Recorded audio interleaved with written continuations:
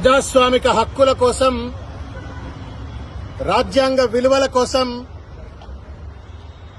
కొట్లాడి అసువులు బాసినటువంటి రోహిత్ వేముల తిరుగాడినటువంటి ఒక గడ్డ Hyderabad central university.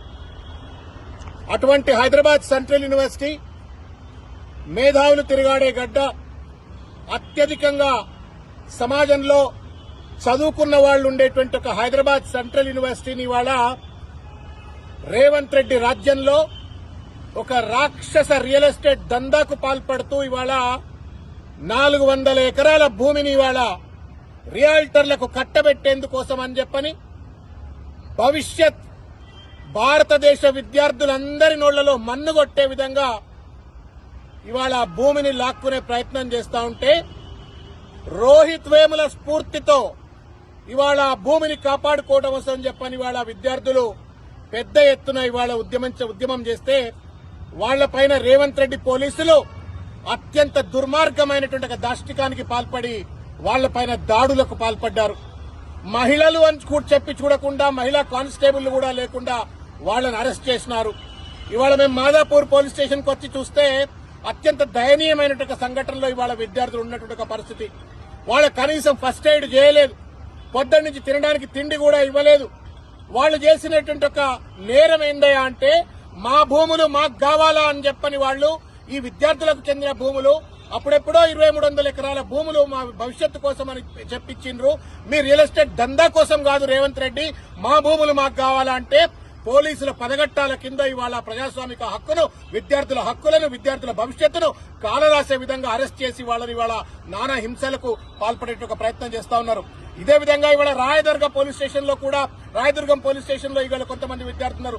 Gachibowli police station లో కొంతమంది విద్యార్థులు ఉన్నారు. హెచ్సి ఎదురుగా ఇవాళ ఇప్పుడే దాదాపు 200-300 మంది విద్యార్థులు ఇవాళ నిరాహార దీక్షలు చేస్తా ఉన్నారు, ధర్నాలు చేస్తా ఉన్నారు. మా వాళ్లను వదిలిపెట్టండి, లేకపోతే మేము దీక్షలు విరమించమని చెప్పని. ఏం బాపుకుంటావు రేవంత్ రెడ్డి? విద్యార్థుల జీవితాలతో చెలగాటమాటం ఏంటి? నువ్వు యూనివర్సిటీలో చదువుకోకపోయినంత మాత్రాన, విశ్వవిద్యాలయాల విద్యార్థుల యొక్క సమస్యలు నీకు అర్థం కాకపోయినంత మాత్రాన, వాళ్ళ పట్ల నీకు బాధ్యత లేనంత మాత్రాన ఇవాళ ఇష్టం వచ్చినట్టు ఇవాళ భూములు లాక్కొని రియల్ ఎస్టేట్ దందాల కోసం ఈ రకంగా అణచివేటకు గురి చేయడం న్యాయం కాదు. తస్మాత్ జాగ్రత్త.